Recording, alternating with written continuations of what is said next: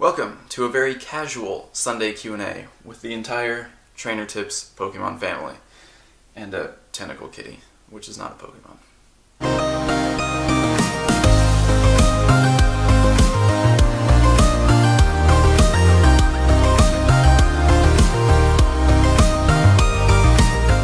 There are a lot of questions that I want to answer this week. More questions than there are Pokemon that I have to evolve, so I'm just going to start by answering the first question right now. Do you think that there's anything to the Gen 2 Starbucks leak, or is it just a hoax? For those of you who aren't familiar, there was a leak from a supposed Starbucks employee that says Pokemon version 2 is coming on December 7th. It's supposed to line up with a promotion that Starbucks is having, and it also claims that Starbucks is going to have sponsored Pokestops. The leak came out while I was in Japan, and I didn't really have time to cover it because you guys know that was crazy hectic. I didn't have a lot of time while I was there. So I want to talk about it now because it's kind of a big deal. This is the first real, I wouldn't say concrete, but it's the first thing we've had pointing to a specific release date for second generation in Pokemon GO. And if you remember, if you've been watching the channel for a long time, I originally thought that Generation 2 would be released sometime during the holidays before Christmas. So if this Starbucks leak is true, that lines up with my initial thoughts on how Niantic would release future generations in Pokemon GO. There are obviously reasons to think that... Oh, it's raining. There are obviously reasons to think that it's not legit. For one, they say Pokemon, but think about how many adults or people in your life call it Pokemon because they just don't know. If this is a Starbucks employee or higher up who sent out this email who doesn't play Pokemon, it's perfectly understandable to think that they might call it Pokemon. Now, also, Pokemon version 2 doesn't necessarily mean Generation 2. It could just be a big update that's coming. It could be nothing at all. So I think that there could be some credibility to this leak. It does line up with my original expectation. The holidays are a perfect time for Niantic to release a huge update like second generation. It's going to bring a lot of people back to the game, and even though it's winter, a lot of people will be playing to catch these second generation Pokemon, which means a lot more sales in-game at a time when people are spending more money, when they have more disposable income during the holidays. So, marketing-wise, it's a perfect move. It's a perfect time to release second generation. I can't say whether or not it'll actually happen, but I do think this is a perfect time for Niantic to be thinking about releasing Generation 2. Especially with all the updates that they've been pushing out lately, it seems like they're really hitting their stride and picking up momentum as far as updates go. So, Generation 2, December 7th, definitely possible. Keep your fingers crossed, but don't hold your breath. Now, with that question answered, let's jump into the evolutions. I'm going to start with Goldeen, probably the least exciting out of all of these. Seaking did just get a slight nerf, very small nerf, less than 1% I think. So it's still really not a great Pokemon, but like I said, lots of questions, gotta evolve what I can. Poison Jab, Drill Run. I think that might be its best defensive moveset, actually. Here's a quick question that came up a lot during the Japan videos. Why do people wear masks there? And unlike other cities like Shanghai or Manila where people wear masks for pollution, in Japan and in lots of parts of Asia, those masks are used to prevent the spread of germs. People typically wear those not to protect themselves from other people's germs, but when they're sick, to protect other people from their germs. Like I said during the videos, it's a very considerate society, so if people are sick, if they have something that they know is contagious, but they still have to go out, they have to go to work, they have to go shopping, whatever, they'll put the mask on to prevent their germs from spreading to other people. Next evolution, let's do Doduo. Not very exciting, but Dodrio did just get a pretty decent buff. Still not going to be a great Pokemon, but it does actually have one of the higher attack stats in the game now, so that's good. Feint Attack, Air Cutter. I'm not sure how that stacks up, but there's another Dodrio. Next I want to address something that also came up during the Japan videos, and that's the use of third-party trackers.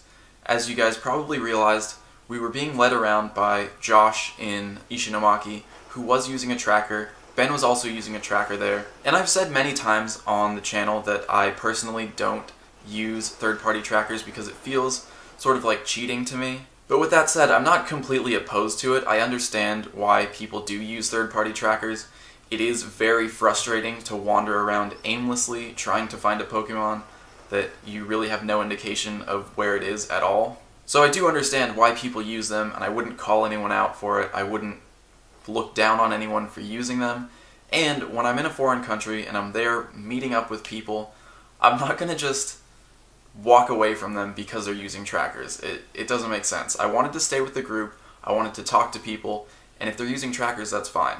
The new nearby system that's rolling out is essentially a tracker, although it only tracks Pokemon near Pokestops, but still, it's telling you exactly where to go. So even Niantic feels that that's probably something that people want to know. And besides that, everyone that I talked to about the subject said that everyone in Japan uses third-party trackers. So it's sort of just part of the way that they play in Japan. I don't know what trackers they're using. I didn't ask. I don't know which ones are working over there, so I can't help you there. But pretty much everyone does use third-party trackers in Japan.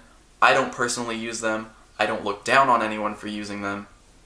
So that's that. Let's do Cubone next. Marowak did get a very slight buff, about 2%, so really not a huge increase. But again, lots of questions, gotta evolve stuff. Plus I have a ton of candies still from the event, from the Halloween event, so I might as well use them. It's too bad it doesn't evolve into a Alolan Marowak. It looks so cool. Rock Smash, Bone Club. And it came from Japan, so that's a nice bonus. Is it true that they shut down the event on the 21st because of the waves that were about to hit the area? It is true. If you're not familiar, if you didn't hear, there was an earthquake in pretty much the same area just off the coast of Fukushima in Japan on the 21st. It actually happened just after I left. I think when I landed I found out about it. Reversal was still there. He said in Tokyo he felt the earthquake and it did wake him up. So it was a pretty big earthquake and there was a tsunami warning in effect. Some smaller waves did hit in Ishinomaki actually, where the main hub of the Lapras event was. I think it was about 80 centimeters the wave that hit there, 1.4 meters in Sendai, and fortunately there weren't any deaths reported. There were some small injuries, and even waves that small are going to cause a lot of property damage, but thankfully everyone was safe. Niantic did end the Lapras event early because it would be pretty foolish to keep them there and try to keep people near the coast. There were evacuation orders in effect, so people were moving to higher ground.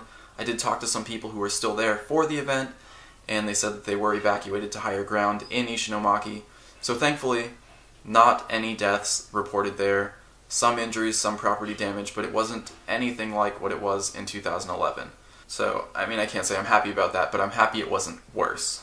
Next, I'll evolve Staryu, and before the CP changes, Starmie and Golduck were tied for the highest attack stat among Pokemon who learn Water Gun Hydro Pump.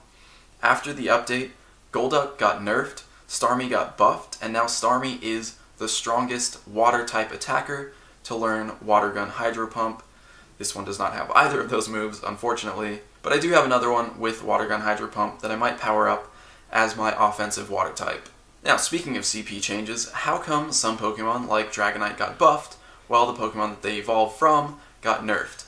The reason is the formula changed. They didn't change each specific Pokemon to make them stronger or weaker. They changed the formula that calculates a Pokemon's base stats using their original base stats from the games. So, as you remember previously, the formula equally valued both a Pokemon's special attack and special defense. So if a Pokemon was really high in one and really low in the other, it kind of got shafted and got a lower attack than it should have. If the Pokemon had even base stats, Pokemon like Arcanine or Victreebel or Exeggutor even, those Pokemon got the most benefit from that old formula, so they had the highest attack stats in Pokemon GO. With the changes to the formula, Niantic did something similar to what I suggested a few months ago, and they made it so that the formula values the higher of a Pokemon's 2 attack stats or defense stats. So for Pokemon with bigger gaps like Alakazam, who has very high special attack and very low attack, those Pokemon benefited the most from this change. The new formula is, let me read it to you, 2 times 7/8 times the higher of the 2 stats plus 1/8 of the lower of the 2 stats. So you can see the higher stat gets priority here. So in the case of Dragonite, it has much higher attack than special attack, so it did get a slight buff there. For Dragonair, its special attack and attack stats are closer together, so it actually got a little bit of a nerf. Guess what? I forgot my lucky egg, and during this double experience event, that's twice as important. I have 1, 2, 3 evolutions left. I'm just going to do it. I'm going to use the egg right now. I'll use the egg, and then after I evolve everything, I'll just do some extra filler evolutions. I do have more questions to answer anyway. Alright, next I'll do Tentacool. After this CP change, after the update, Tentacruel does have one of the highest defense stats in the game, so it is one of the better defensive Pokemon now, like it was originally intended to be. It had a good special defense stat in the original games. I'm not sure what its best defensive moveset is, though. I'm going to say Poison Jab and something else. Ooh, Poison Jab Hydro Pump. Nice. I gotta look that up. Sweet. Poison Jab Hydro Pump is the best offensive and defensive moveset for Tentacruel. Alright, more Japan questions. What sort of difficulties did you encounter with the language barrier, or were people pretty well versed in English? Actually, not a ton of people spoke English there, especially in the more rural areas where we were for the Lapras event. In the major metropolitan areas in Tokyo, obviously in the airport, sometimes in the bigger train stations, people did speak a fair amount of English, so that was okay. But in the rural areas, not a lot of English. I did take 1 semester of Japanese in college, so I wouldn't say I really know Japanese, but I do know enough phrases. I'm familiar with enough words to sort of help me get through interactions with people. It's nowhere near conversational. I do know how to ask if you speak English. I can ask about time, directions, sort of. So I'm familiar with enough Japanese that I could still communicate with people who didn't speak English. But people in Japan are so friendly and helpful that even if they don't speak English, they're willing to do as much as they can to help you understand or help you find out or get to where you're going. So the language barrier wasn't a huge problem. And then on top of that, I met so many amazing people out there, fans of the channel, people who do speak English, but they're living in Japan, so they were able to translate as well. Josh, obviously, was one of them who has his own YouTube channel, which you should check out up here if you haven't already. So in the end, it really wasn't that difficult to get around in Japan. I think the hardest thing was missing trains, because at some of those smaller stations in the rural areas, they don't have English on the train signs like they do in the bigger stations. So that was part of the reason that it took us so long to find the right train, and part of the reason we got on the wrong train so many times. But in stations where there was someone there to help us out, we did try to ask as often as possible if we were getting on the right train. Google Translate is a huge help, even just for translating the names of stations from English letters into Japanese characters, so that helps a lot. But if you're worried about going to Japan and not speaking any Japanese, I really don't think that it's a huge issue, especially if you're going to stay in more tourist-friendly areas like Tokyo. I finally hatched a seal from an egg. It's not above 80%, and unfortunately, Dugong did just get nerfed. So I'm not as excited about this as I would have been a couple weeks ago, but it is from Japan. It is location stamped Ishinomaki, so hopefully I can get a decent moveset. Even though I now have a ton of Lapras as ice types, it's still nice to finally have a decent Dugong that doesn't even have a good ice type moveset. Has your degree in psychology influenced the way you make videos? If so, how? It definitely has, but my psych degree has also influenced just about everything in my life. I don't actually use the degree itself for my work, obviously, but I use a lot of what I learned in just about every interaction that I have with people, including these interactions here in the videos. Studying psychology, studying the human mind and how people work is immensely helpful in every single way that you interact with people. It helps you understand their motives, it helps you understand their desires, it helps you understand how to speak to certain people, how to address certain people, how to navigate around people's personalities. So I would say if you're going to school, if you're going to college, and you're undecided on what you want to study, try psychology. Even if you don't want to go into psychology as a profession, it's incredibly helpful no matter what you end up doing, because it helps you understand the people around you. Last real evolution for this set, and it's the one I'm most excited about. Alakazam is finally where it deserves to be, at the very top of offensive Pokemon, like it was intended, like I've been going on and on about for months here on the channel. It finally happened, and I don't want to take credit for it, but their formula is very similar to what I suggested. I'm really hoping for Psycho Cut, Psychic, but honestly Psycho Cut anything would be fine. Alakazam with Psycho Cut and Psychic is the strongest offensive Pokemon in the game, aside from Mewtwo. Let's see, no pressure Alakazam. Dang. I already have one with Confusion Psychic. That's actually its second best moveset. Confusion Psychic, it's its best defensive moveset. So I do have two Alakazams with a good defensive and still a good offensive moveset. So, totally okay with that. Okay, here's an interesting one. It's not really a question, but it is something that got a lot of traction in the comments recently. Please put ads on your video. I wouldn't mind spending an extra 5 to 30 seconds if it means supporting you. My videos are monetized. Sometimes you might not see them because YouTube does decide who to show ads to and what ads to show you.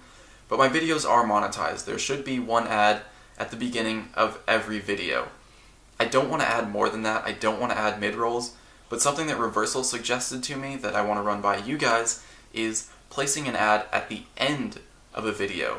After all the content, after the end cards, an ad at the very end. So those of you who do want to support the channel more can stay through that ad.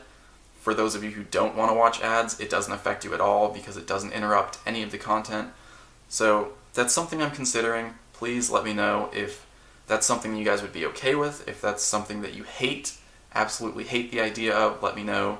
And I am going to be starting that Patreon soon, so if you do want to contribute in other ways, you'll be able to do that very soon. Just stay tuned to the channel. I'll announce that once I get it all set up. I'm just going to start evolving Pidgeys for experience, and we'll continue answering these questions.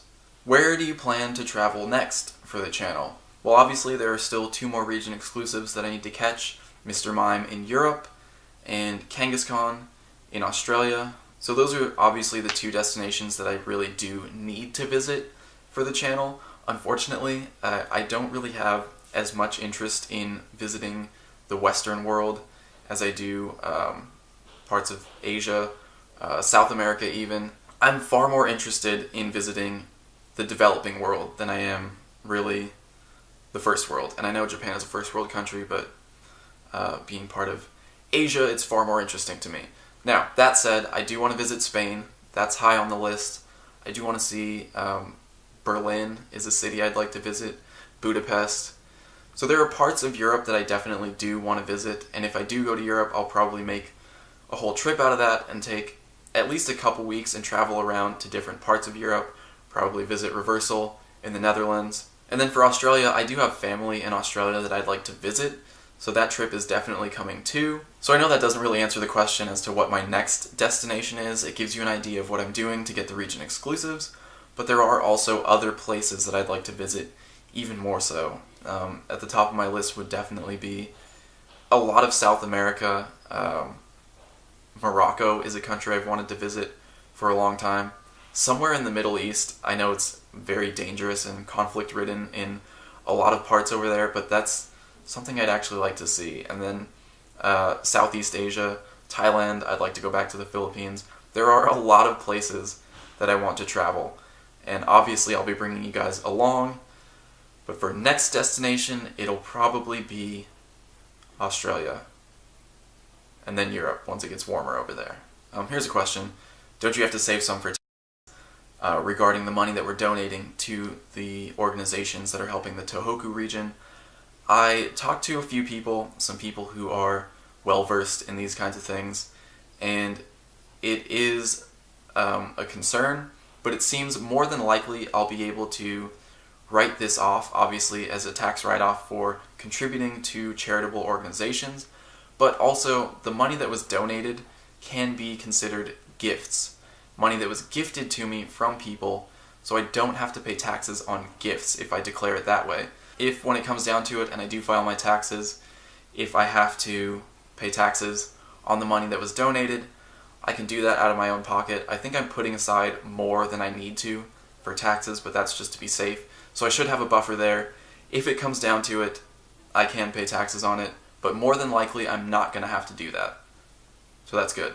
Okay, here's something I wanted to talk about. I'm just going to read it to you because it's kind of a long one. Just asking, could you do a video or a few on travel tips? I'm someone with some anxiety issues, but would love to travel to places like Japan. However, seeing the way in which you traversed with no one else around you was inspirational, and made me want to do the Euro trip I've been putting off for years. Thanks for the inspiration and positivity. So I just kind of want to talk about travel. I know I'm probably not qualified to give travel tips. I did miss a lot of trains. I missed a flight. So my first tip would be on time, be familiar with your schedule. But the second thing is, as far as missing trains goes, that's something I'm okay with doing. If I'm exploring a place that I've never been before, I would much rather see a little bit more of that place and just take the next train. It's not really a huge deal to me. Now, the whole time in Japan, I did feel pressed for time, so I felt like I was rushing the entire time, and I think that probably came across in the videos. I did seem kind of flustered because it was such a short trip, and there was so much that I felt like I needed to accomplish, so much that I needed to see, to share with you, to try to spend that money. It was a very difficult situation, difficult circumstances to travel under. Typically when I travel, I like to just go with the flow. I like to be free and open to do whatever comes up. So I think that's probably one of the most important things when you're traveling, is to just be okay with not sticking to your plan.